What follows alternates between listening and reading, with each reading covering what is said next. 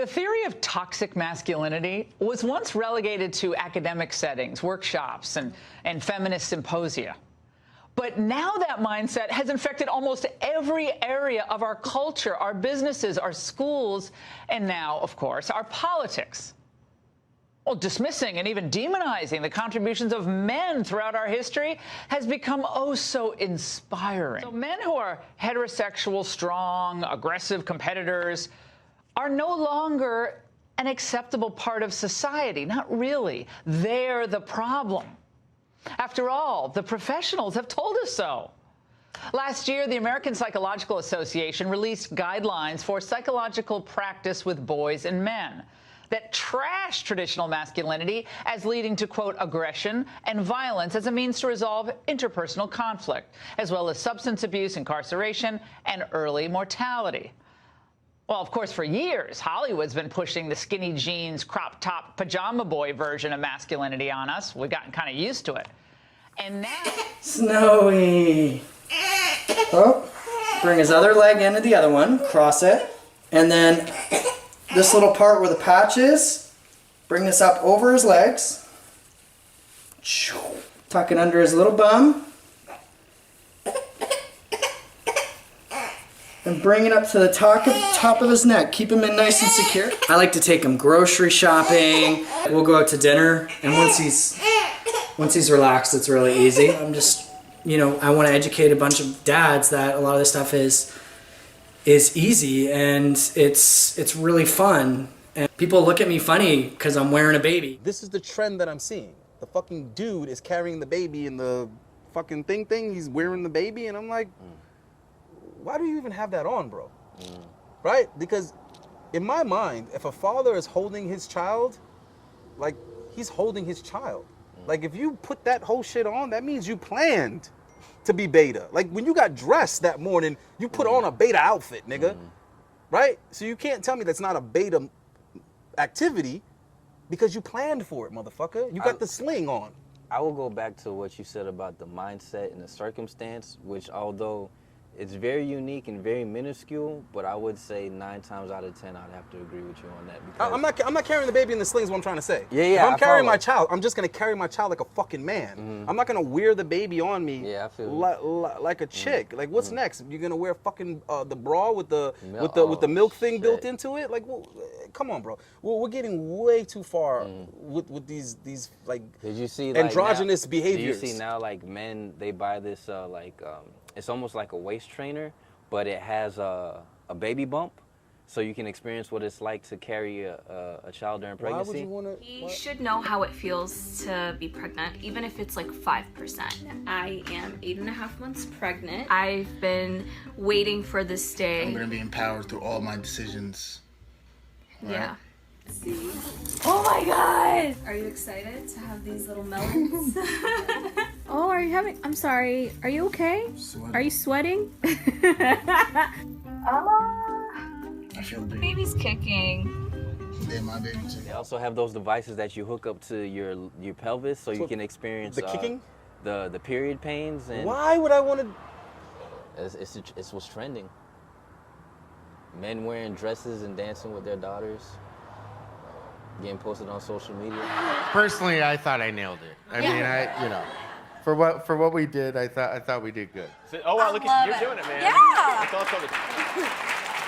Have you learned more steps since you've done this video? No, we haven't done the. This shit is getting crazy. This shit is getting out of hand, bro. And it's a norm. Yeah, that's what I'm saying. Like, now you got the women proposing to the men. I mean, this shit is just getting out of fucking hand, bro. Stop. Look at me in my eyes.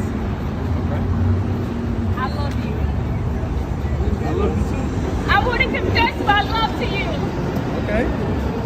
What you doing? Why you so hard?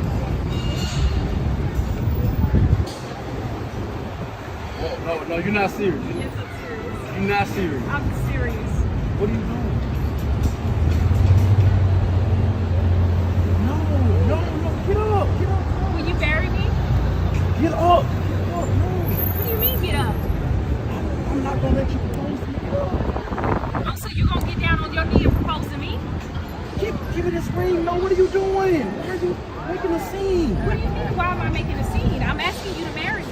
We only been together 3 years. Why are you doing this? What you mean we only been together for 3 years? If you don't ask me to marry you, then I have to ask you to marry me. So what are we doing? You making a scene. Oh my gosh. I'm not making a scene. What are you gonna do with the You ring? got people Get down on recording. your knee and marry me. No, I'm not. Propose. Look, this is too much. Okay, you can have your ring. This is too much. Calm down. You got people recording. Wow. For real?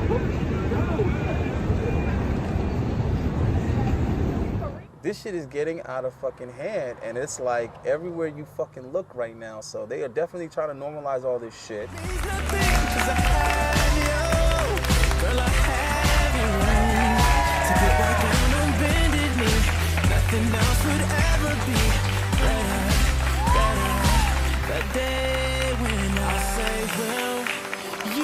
Really, really shaky. When you see men wearing that sling thing and carrying the babies, and you see women taking a knee and proposing, I mean, you can't tell me that it's not blatantly obvious there's an agenda here, because those are blatantly, you know what I'm saying, male behaviors being executed by a female, and female behaviors being executed by a man. Also, there's 100%. there's a movement of giving teenage boys during puberty estrogen shots to decrease toxic masculinity.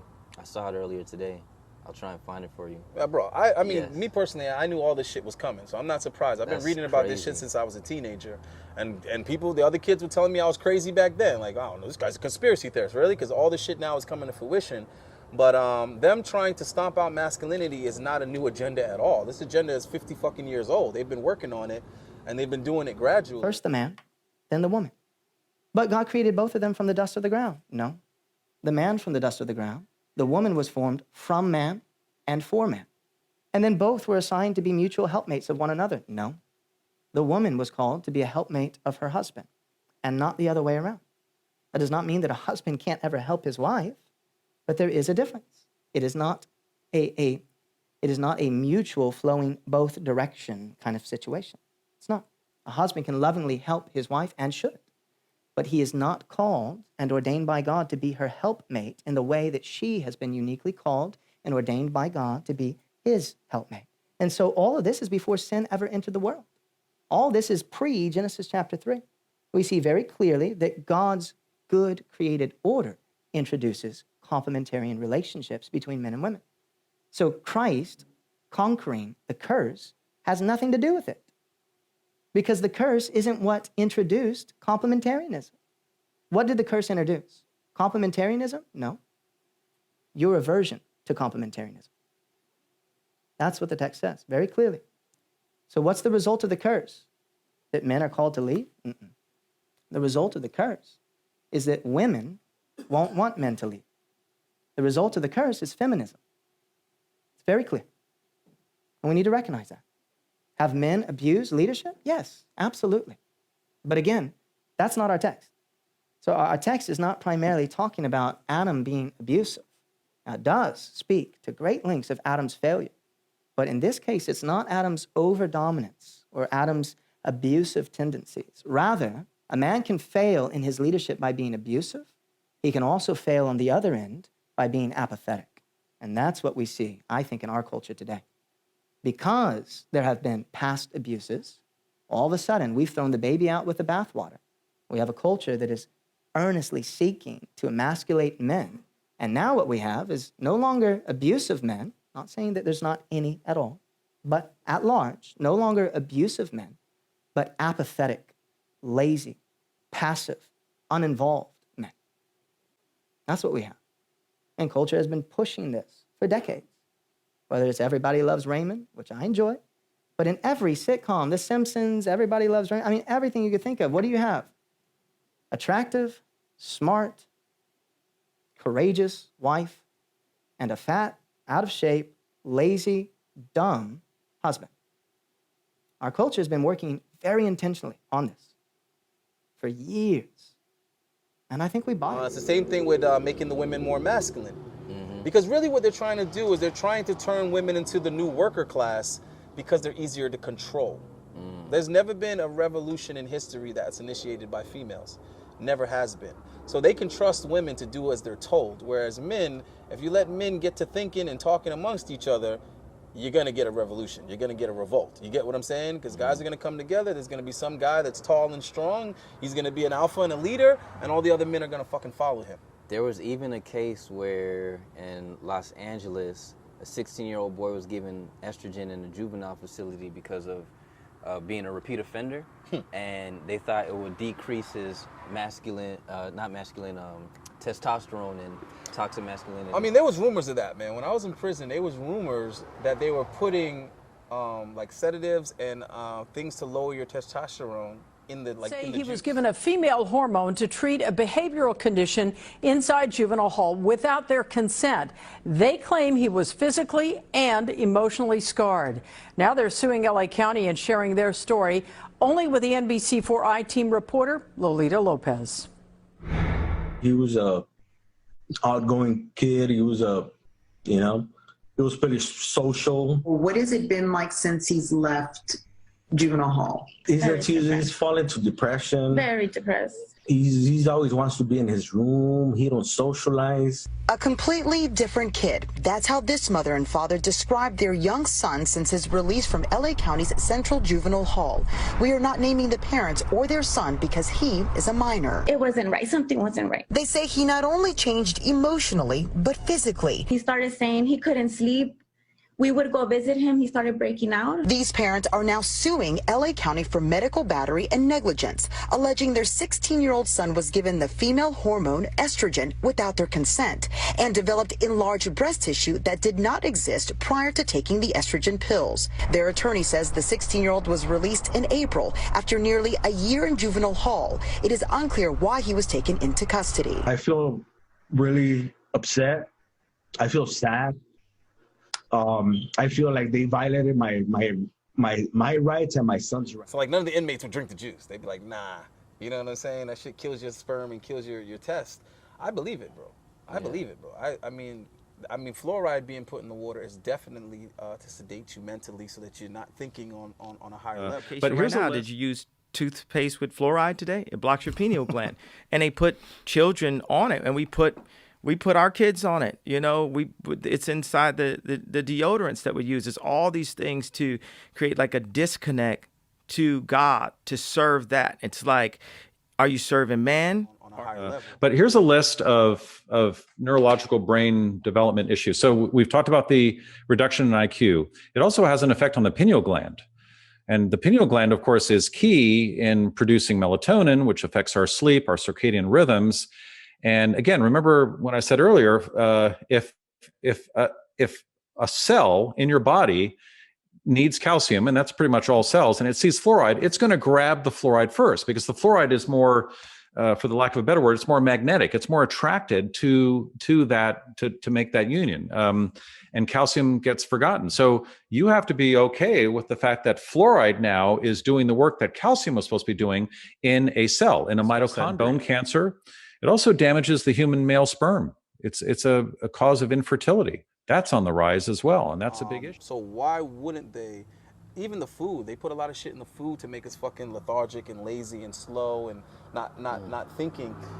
Even if you look at, like, why is it that we have so much options and so much selection, but when you go to the movie theaters, the menu is very, very stringent.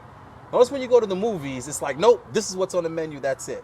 Doesn't matter if you're going to an expensive movie theater or if you're going to some little hole in the wall, it's always the same lineup. You got popcorn, hot dogs, pretzels, this bullshit. It's like, yo, I'm paying $27 a ticket, but still all I could get is fucking hot dogs and popcorn. So that's the exact same concept as back in the Roman time. In the 1st century AD, the Roman poet and satirist Juvenal used an expression that would live on for millennia. On one level, Juvenal's use of bread and circuses referred to the fact that the Roman mob was primarily interested in only two things: state-subsidised grain and various kinds of entertainment. On another, more Machiavellian level, Juvenal was referring to a conscious political strategy of the imperial clique to appease, satisfy and distract the masses from more profound issues such as enhancing the political and social liberties, or reducing corruption. The political dimension of bread and circuses was well understood by Roman emperors and other members of high Roman society. So they were giving us fucking brainless entertainment to distract us from important issues, right? And then they were giving us a type of food that kept the vibration low, right? Bread and circus. And that just evolved to the modern entertainment that we have and then the modern junk food that we have. But it's still operating under the exact same intention, to keep people distracted from what's important so they don't think too much and figure out that they're really slaves and they're being controlled and conditioned. And then the next thing is give them this low quality food that's going to keep them lethargic and unhealthy, right? So we're operating at an extremely low frequency. Our vibration is extremely low, and this is where the elites want us. They want to keep us right there, right? And this is where you get your athletes, your pro athletes from, and this is where you get your musicians from. You get all your movie stars, all your actors, all your entertainers. They're literally being paid to distract us and to lead us to nowhere, right? So that the elites can maintain control over the structure. So even someone like you, they would try to scout you and recruit you extremely early in school to go into sports, right? And it's not because of your athletic prowess. It's because just the fact that you're taller than most men, you're automatically a natural leader. You're a shoo-in for leadership. So what they try to do is they try to extract those individuals from the community as early as possible. You understand what I'm saying? Because we don't want you to become a leader for the people. We want you to become a distraction to the people. So we'll take you out, we'll give you an elevated lifestyle, make you a celebrity and a pro athlete. That's why athletes get paid so much money, by the way, to throw a fucking ball around. You get what I'm saying? But what's gonna happen is instead of those people following you in a revolution, those people are just gonna follow you to the stadium and buy tickets. They're just gonna buy your jersey instead. But it's very, very sick that people get depressed if their team loses or get euphoric, like they've won the lottery when their team wins. This is scientifically crafted mental illness. If you go back to the time of Rome, at the peak of their empire 2,000 years ago, Cicero and others, historians at the time, wrote about how as the empire got more and more corrupt, it consciously funded more arenas, more sports stadiums, more gladiatorial events, more horse races, because as long as the people had a spectacle to invest their psychological worth in future in, they didn't mind if they were becoming poorer or being overtaxed or being enslaved. People dress up in war paint and they get all serious and they go down and yell and scream for their team. Meanwhile, they don't know the three branches of government. They don't know what their state capital is. They're not involved in politics. I just looked up the statistics so I wouldn't be wrong, but it was 60% of Fortune 500 CEOs are 6 feet or taller. No, of course. That's my point. They already know that guys that are over 6'1", 6'2" are going to be naturally followed by their community, right? So what they're saying is we need to harness that influence for our means. It's the same reason why they hijacked hip-hop. Because if they had made hip-hop illegal, it would just give it more power. If they said, no, we got to stop this type of music, all it would have did is made it more influential and more powerful. So what they did is say, you know what, we're just going to go ahead and hijack it, and we're going to change the message. So now that we can harness the influence. Instead of hip-hop being about black love, the black community, taking care of each other, taking care of the children, leadership, instead of it being these virtues, instead, it's self-destructive, right? So we'll take that same influence, instead of telling women to love each other and love their men and blah, blah, blah, we'll take it and make it a destructive force that kills within. Ever wonder why you see the same stereotypes of black and brown people depicted in hip-hop music? What if I told you that some of the biggest music companies are in cahoots with private prison owners, and that the rap music we listen to is not only meant to entertain, but to verbally and visually support criminal behaviors that funnel disenfranchised people into these private prisons? Lastly, what if I told you I have proof? In 2012, Core Civic, formerly known as Corrections Corporation of America, the biggest name in the private prison industry, contacted 48 states offering to buy their prisons. One requirement of eligibility for the deal was particularly strange: an assurance by the agency partner that the agency has sufficient inmate population to maintain a minimum 90% occupancy rate over the term of the contract. Wait, What? What kind of legal and ethical measures could be taken to ensure the maintenance of a 90% prison occupancy rate? Now let's work together to connect these things, because I'm sure you're a smart person. It won't be long. Let's do the work. In 2012, a mere 232 media executives were responsible for the intake of 277 million Americans, controlling all avenues necessary to manufacture any celebrity and spark any trend. Time Warner, as the owner of Warner Brothers Records, can not only sign an artist, but since they're also owners of Entertainment Weekly, they can also put an artist on the cover by next week. You think you choose what you listen to, but do you?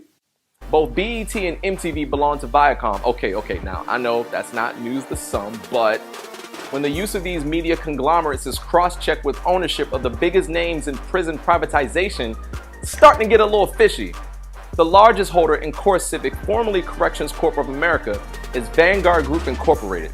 Vanguard is the #1 largest holder in both Viacom and Time Warner. Vanguard is also the largest holder in the GEO Group, the second largest owner of private prisons in the US. The overlap in private prison / mass media ownership is disturbing. Let's make this clear. The people who own the media are the same people who own private prisons, the exact same people. They make money from getting so-and-so from the hood to glorify the life they live, and they don't care about the impact it has on others because money is the motive. Then when the music influences others in criminal behavior, they make money from all the impressionable low-income people of color that are expected to go inside their private prisons. You can research these companies yourself, by the way. It's not hidden. So now, instead of our music being full of love, love, love, love, love, it's now full of skeet, skeet, skeet, skeet, skeet. Right? So you got the niggas rapping about killing each other, right? And then you got the women rapping about fuck niggas, just take their money. And you got niggas talking about I fuck your baby mama, I fuck your wife, I come in the face, blah, blah, blah, blah, blah, fuck these hoes, fuck these bitches. So when's the last time you heard the love word in any of our popular fucking hip hop? R&B doesn't even exist anymore. What's R&B these days? There's no such thing as R&B anymore, bro. Right? So we don't have no love music in black community or in contemporary music. It doesn't exist. You got to go listen to country at this point if you want to hear some love in the shit. Because even the white people's music, it's the same degeneracy. It's not about love and about building, maintaining relationships, right? So the point I'm making is that all this shit is highly intentional. The fact that the average person can't see these patterns is just, it baffles me. It's amazing to me that nobody notices this and everybody thinks that all of these moves are organic. Well, the thing is because with options comes indecision. And what they're doing is, it's like you saying that at the movie theater, they give you X, Y, and Z. You got to pick one. There's a 1 in 3 chance, 33% probability, right? Exactly. Whereas if you have all these options of all these different type of scenarios with all these different significant others or these different career paths or these different this, different that, it causes so much indecision that what happens, I forget what the actual term is called, I'll look it up. But when you have too many options and it causes too much of an indecision, you end up choosing nothing. I've grappled with small decisions like what to order for dinner.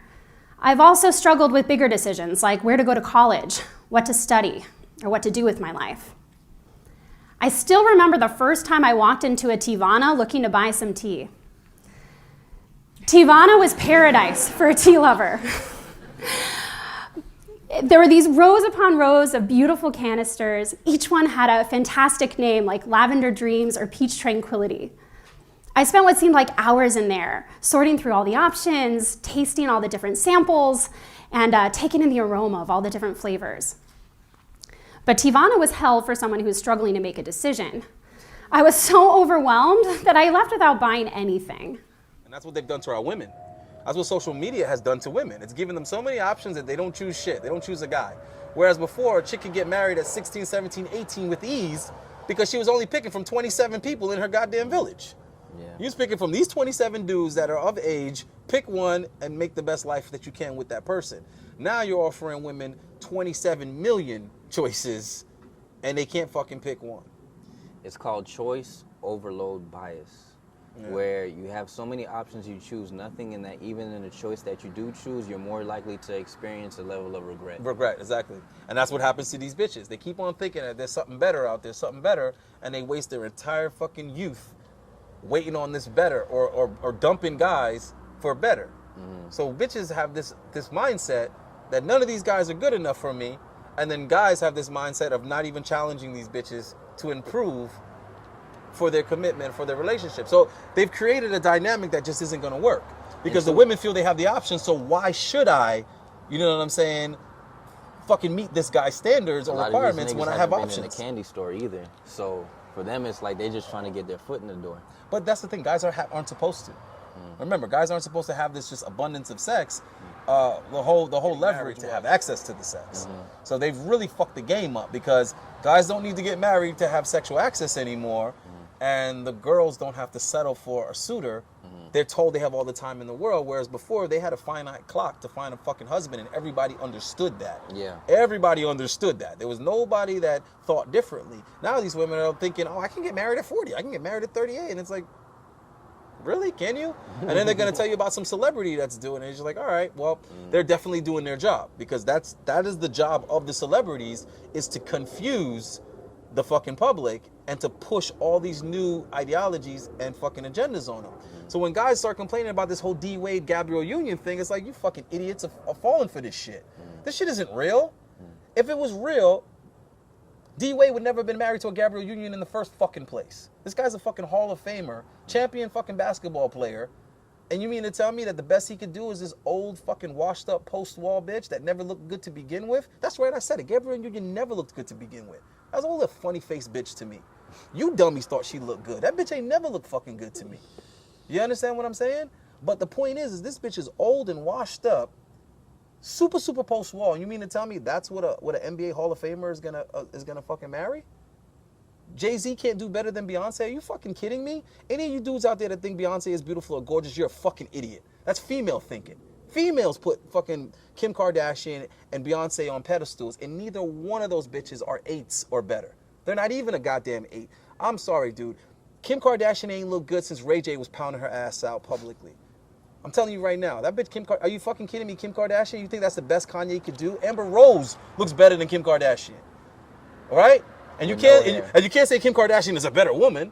They're both fucking sluts. They're both fucking whores, right? So you can't say that. The point that I'm trying to make is that these are arranged marriages and they're royalty. You motherfuckers are getting tricked by labels, right? You think that we have presidents and not kings, queens, princes, and princesses. Dude, you're fooled. You're fooled, right?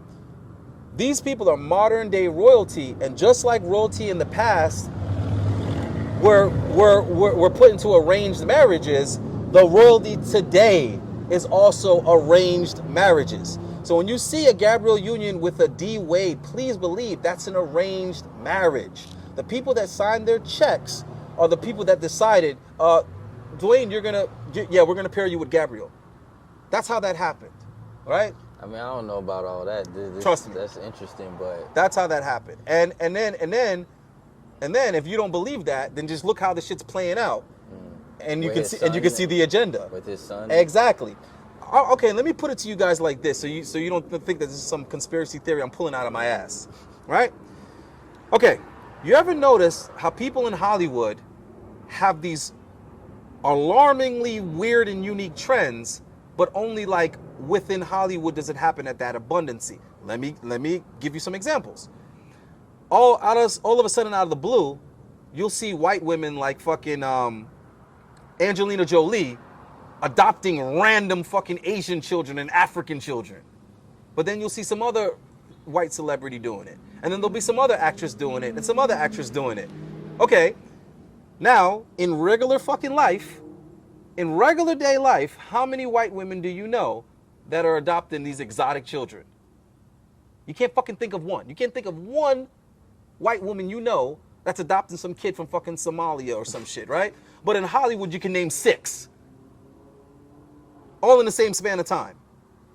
Interesting, right? Then you'll see all of a sudden, this Hollywood couple, they got a fucking transgender kid. Then this Hollywood couple has a transgender kid. Then this athlete married to this fucking celebrity bitch has a transgender kid. Really? Now again, equate that to regular day fucking life. All the people you know, all the people on your Facebook, all the people on your Instagram, how many of them do you know that have transgender children? How common is it? But for some reason in Hollywood, 1 in every 5 fucking celebrity couples has a fucking transgender kid all of a sudden. So what I'm trying to tell you is that's literally their job, is to skew reality. It's to have you thinking something is common that's very, very uncommon. You see what I'm saying? Hollywood is gonna do all these shows and all these movies that have this substantial amount of gay characters and all this type shit. But at your job, the employees aren't 30% gay. But in this movie, 30% of the fucking cast all of a sudden is, what's going on? Do you understand what I'm saying? So that is literally what Hollywood has always done. They've always been here to give you a false perception of reality. Right? To have you thinking something that's abnormal is normal. And you dumb motherfuckers are falling for it. So D-Wade goes and does that dumb shit because women follow celebrities like fucking children follow Pied Piper. So women are gonna look at that and say, oh yeah, I'm gonna lead the household. I'm gonna get a husband that wants to be the I don't even know what you call a man that lets the woman run the shit. But anyway, you're gonna have women now that want that type of dynamic. Not because they've experienced it and they know it works, not because they know people that have it, but because they saw Gabrielle Union and D-Wade do it on TV.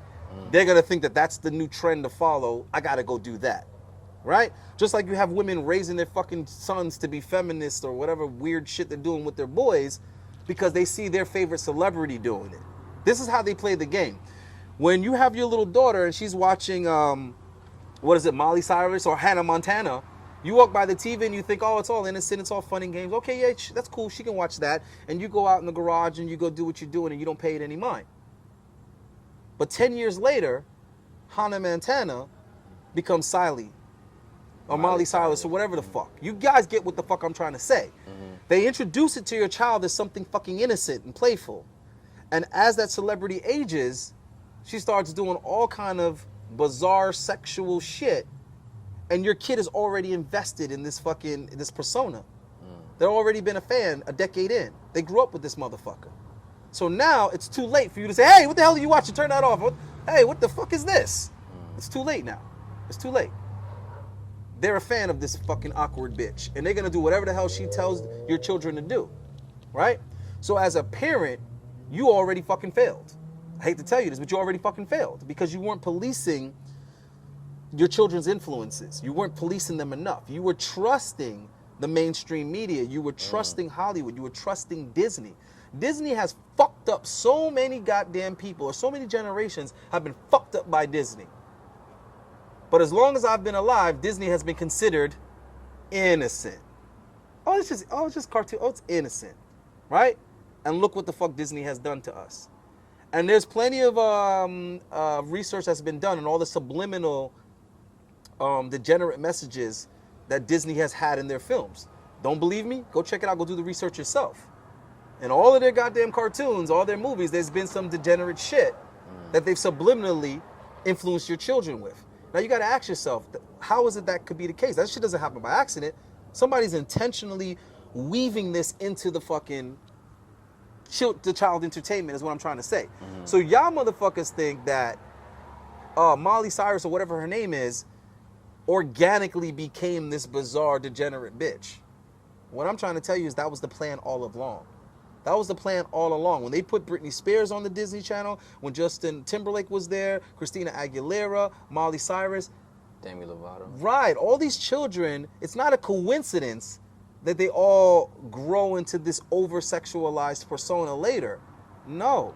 The drugs, the sex, and the rock and roll, that was the plan all along. What they did was they planted the seed early so that it would have the maximum hold and influence on the generation. Yeah, I guess like the new generation now would be like, I don't know if you're like aware of TikTok or anything like that, but it'd be like Addison Rae from TikTok, how it's like the innocent dancing and stuff, but if you go on her social media platforms, it's very sexual, very inviting, you see what I'm saying?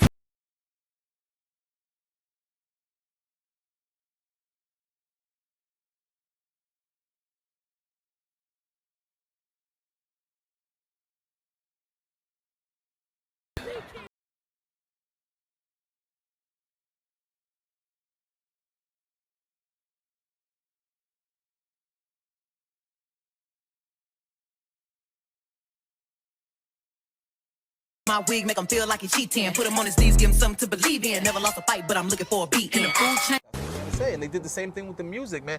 If you meet a chick, right? Let's say you meet a chick at 25. She's 25.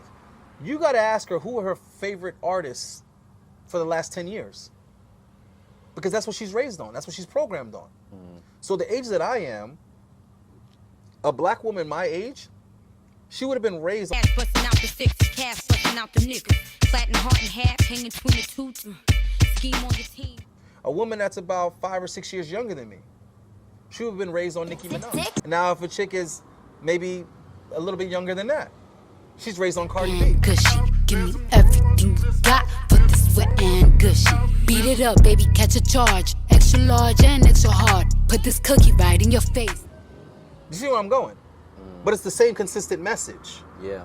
They just keep on replenishing the particular artist or vehicle or tool that they're going to use. And it's always one at a time. Right, it's always one at a time. Whoever they're going to use to transport this message. Chances are you've probably already heard of the Jezebel spirit before. But let me show you how serious this spirit is. Revelation 2:20 gives a clear picture that this is a dangerous spirit that leads astray even the best of servants.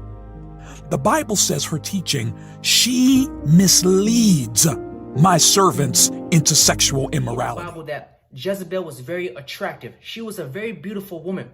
And it was said that every single man that came across Jezebel fell head over heels for her looks.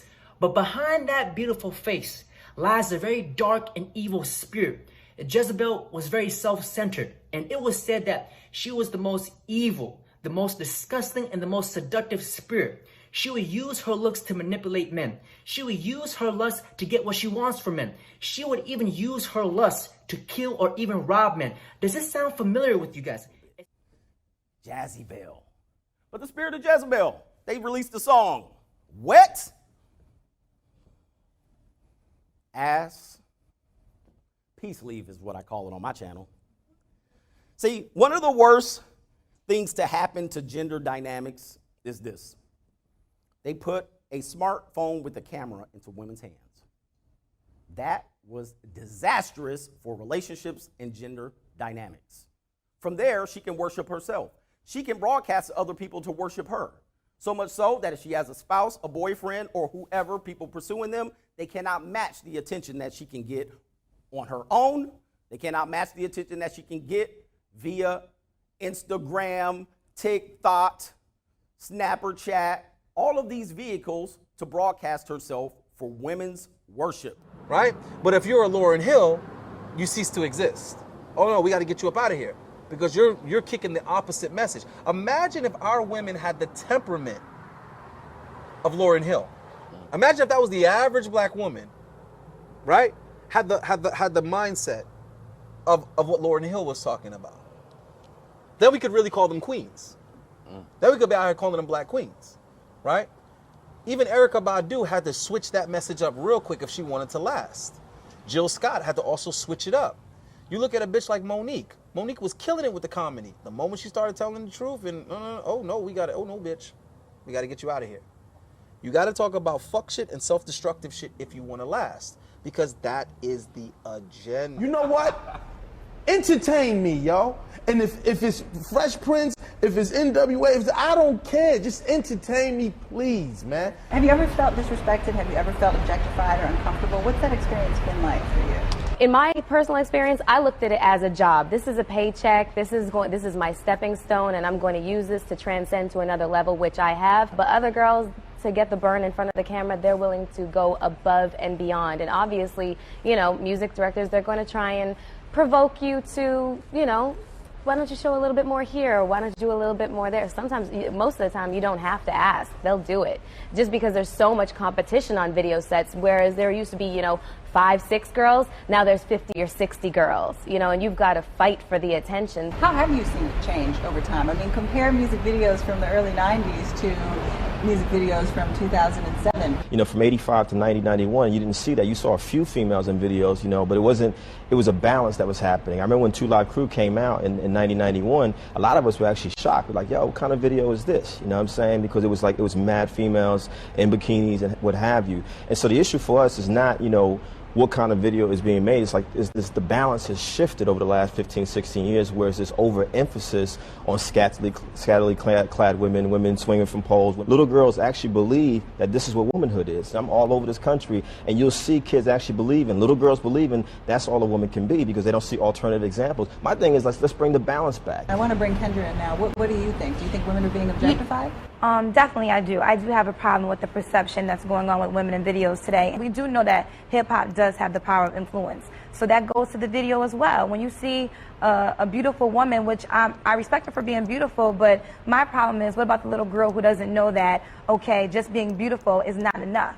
You know, if that girl gained 20 pounds, she's out of a job. Exactly. So my issue is the fact of how these women are being portrayed in the videos. Like, all they are have to be, you know, have a nice chest, have a nice butt, long hair, weave, and hence you could be in the video. You're a father. You have a teenage daughter, right? Yeah.